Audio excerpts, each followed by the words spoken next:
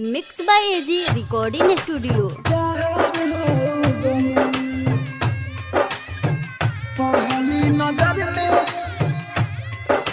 आप सुन रहे हैं एजी एंटरटेनमेंट की धमाकेदार प्रस्तुति।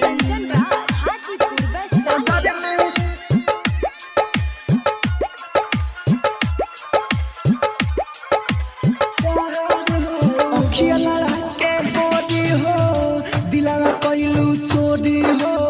देखनी ना हम तोहरा नियन कतही केहू औरी हो तोहरे ला दीवाना बेकरार हो गइल पहली नजर में तोहसे प्यार हो गइल पहली नजर में तोहसे प्यार हो गइल हो पहली नजर में तोहसे प्यार हो गइल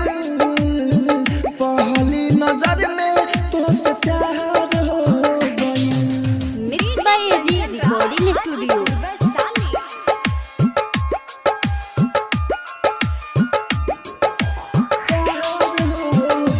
तोहर नैना नसीला जान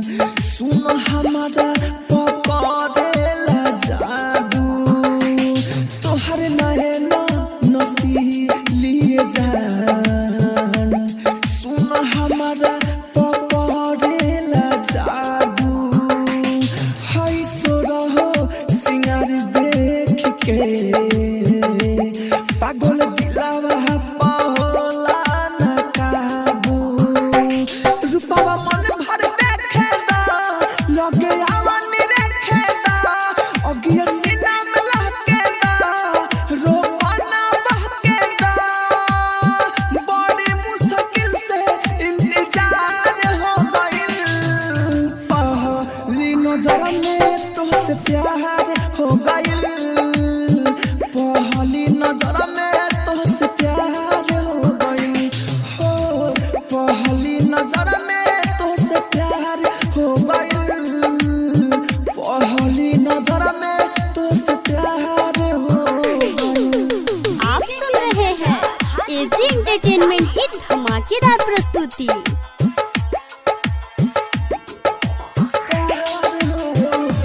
चमे चमे चमकेला बदन पूरे पूरे चढ़ल सोना के पानी चमे चमे चमकेला बदन पूरे पूरे चढ़ल सोना के पानी बारू फूलों से नाजुक गोरी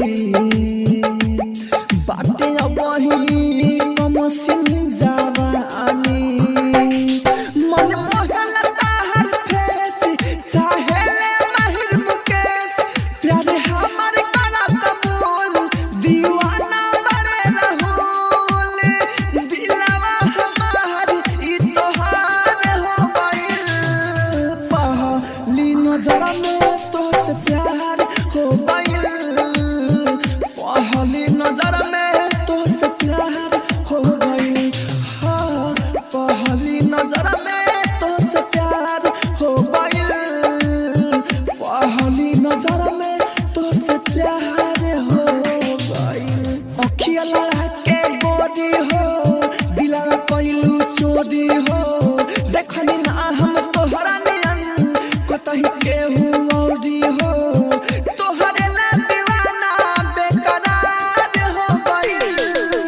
पहली नजर में तोहसे प्यार हो गइल पहली नजर में तोहसे प्यार हो गइल पहली नजर में तोहसे प्यार हो गइल पहली नजर में तोहसे प्यार हो गइल। एजी रिकॉर्डिंग स्टूडियो रोशनपुर सपहा।